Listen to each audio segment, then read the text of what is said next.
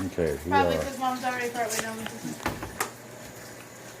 this. Okay, so this is the next step is just to bring the birds in and clean them up a little bit more. Since we work so quick outside, we try to get in where we can.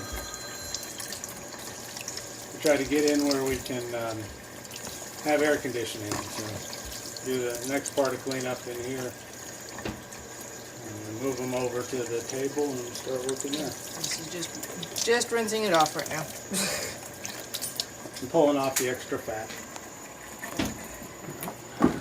Pulling off all the good parts.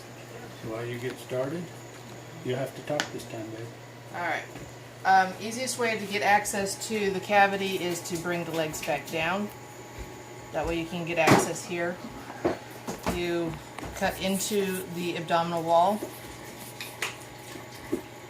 trying to make sure you don't cut into the intestines. Come down and around the anus on both sides.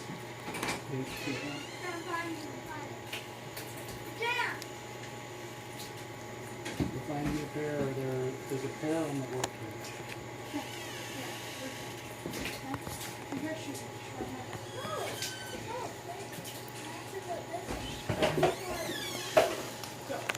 As you get down between the hip bones here, you kind of have to pinch the skin up in order to get around the anus.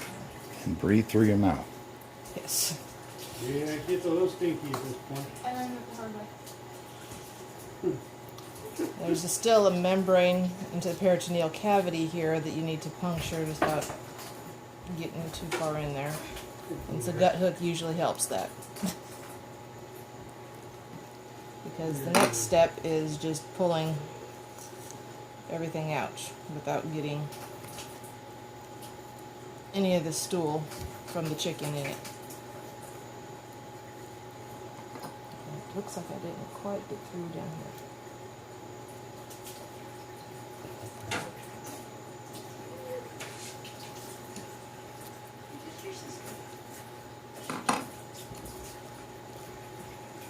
Just a little bit of connective tissue that you could get through. And then you just reach your hand in and run it behind all the intestines and pull it out. Trying not to break any of this. A very sharp knife is helpful. Now this is the esophagus going up, so that's a good place to cut so that you can get the intestine part down. And here comes your little hopper.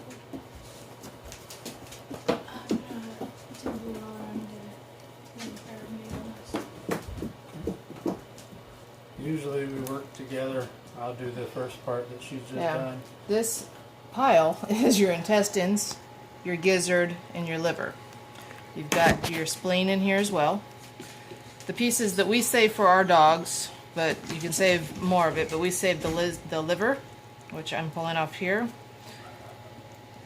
And I want to make sure that the gallbladder doesn't come with it, because that just is a pile of bile. We keep the gizzard, which is just a large muscle. I'm going to put that separately because it has to be cleaned out. Now up in here we still have our lungs and heart. It's kind of hard to see up there. Now you kind of have to run your hand along the ribs, and this is going to be something you're just going to have to feel to get it out. But you run your hands along the ribs to get behind the lungs. And then, well, that pulled out my heart and the rest of my liver.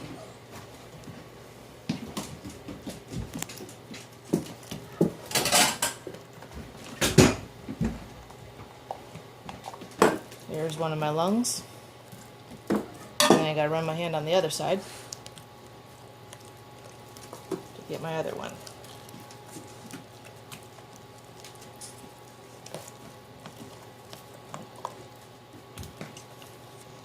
And as you can tell, if you have big hands, you can't really get in here very easy.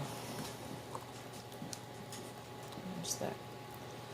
Now the bottom of the esophagus is attached to this large sac, which is called a craw. And most of the time you have a chicken who's eaten something. So it's easier to take this up instead of down.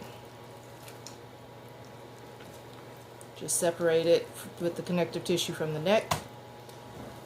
And then you've got to pull it back.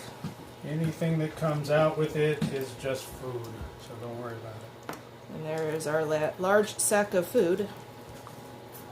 Now, this is your windpipe, and again, that's just another thing that just has to be pulled back out.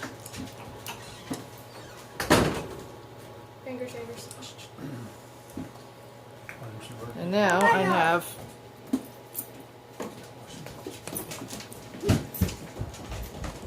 to just pull out all the little pieces. Since this is a boy, it has testes, and then all of the vascularity inside is to feed all of the organs. Once I get that out, it just needs to be rinsed and put in a pot in order to be cooked. Now, this is the gizzard. She said it needs to be cleaned out, so you slice. Try not to cut yourself. Slice until you feel crunch. It's like you'll feel like sandpaper. Pop it open. That's food and rocks and things. And there's a yellow layer you want to get a hold of. Peel that right off. And it's done. In the bottom. Sharper the knife, the better.